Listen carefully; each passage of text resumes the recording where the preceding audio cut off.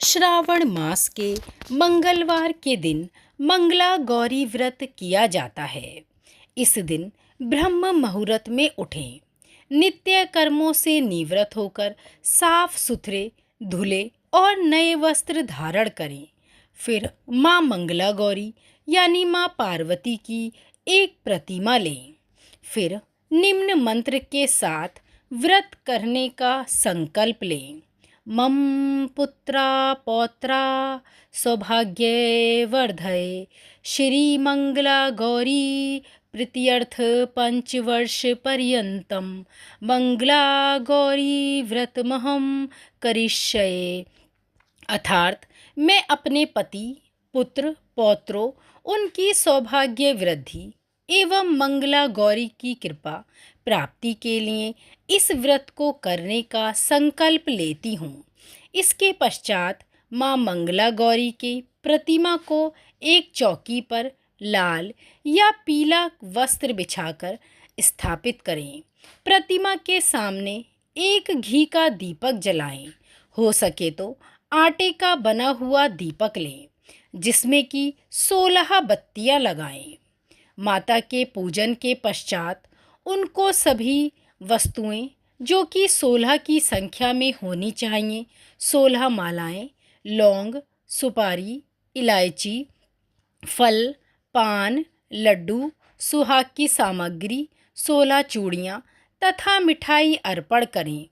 इसके अलावा 5 प्रकार के सूखे मेवे, 7 प्रकार के अनाज धान्य जिसमें गेहूँ, उड़द, मूंग, चना, जौ, चावल और मसूर आदि हों, वह भी चढ़ाएं। पूजन के बाद माँ मंगला गौरी व्रत की कथा को श्रवण करें। इस व्रत में एक ही समय अन्न ग्रहण करके पूरे दिन माँ जगज्जननी पार्वती की आराधना करें। शिव प्रिया पार्वती को प्रसन्न करने वाला यह सरल व्रत करने वालों को अखंड सुहाग तथा पुत्र प्राप्ति का वरदान मिलता है। माँ को की पूजा करते समय इस मंत्र का अवश्य ही जाप करें। नमो देव्ये महादेव्ये शिवाय सतम नमः। नमः प्रकृत्यै भद्राय नियतः प्रणतः स्महे ताम। श्री गणेशाम्बिकाभ्या नमः ध्यान समर्पयामि। जय माता दी।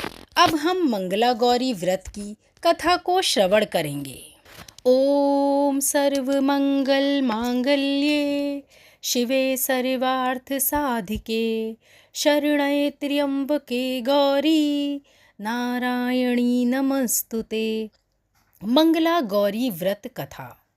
एक समय की बात है, एक शहर में धर्मपाल नाम का एक व्यापारी रहता था।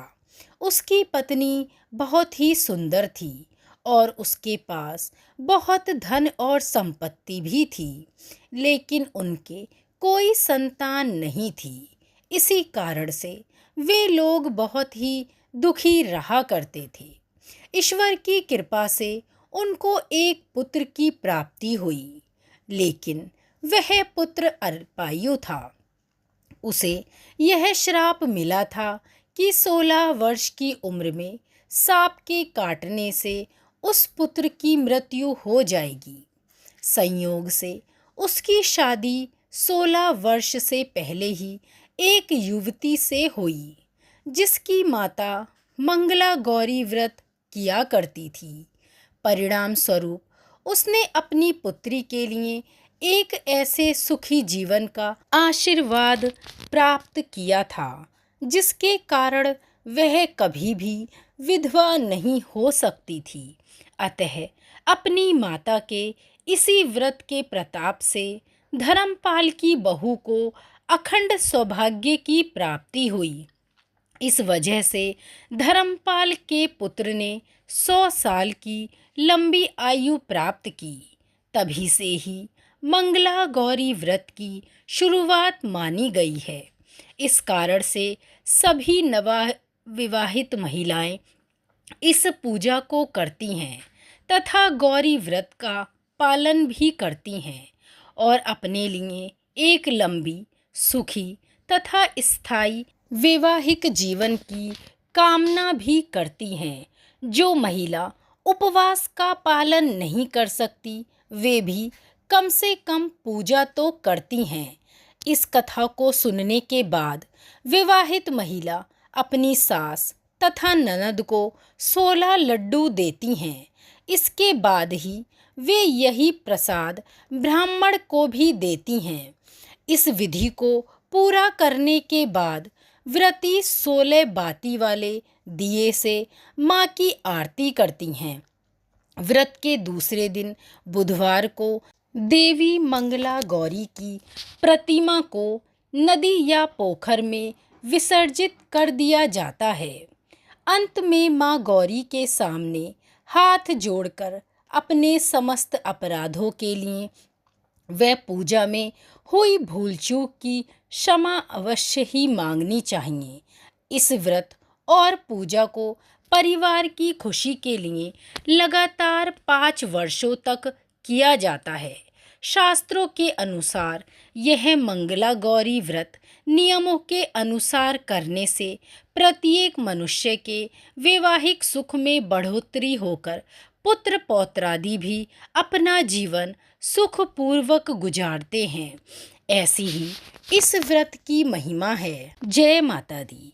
प्यारी माताओं बहनों को मंगला गौरी व्रत की यह कथा कैसी लगी? अच्छी लगी हो तो इस कथा को अधिक से अधिक शेयर करें और हमारे चैनल को सब्सक्राइब करना नहीं भूलें।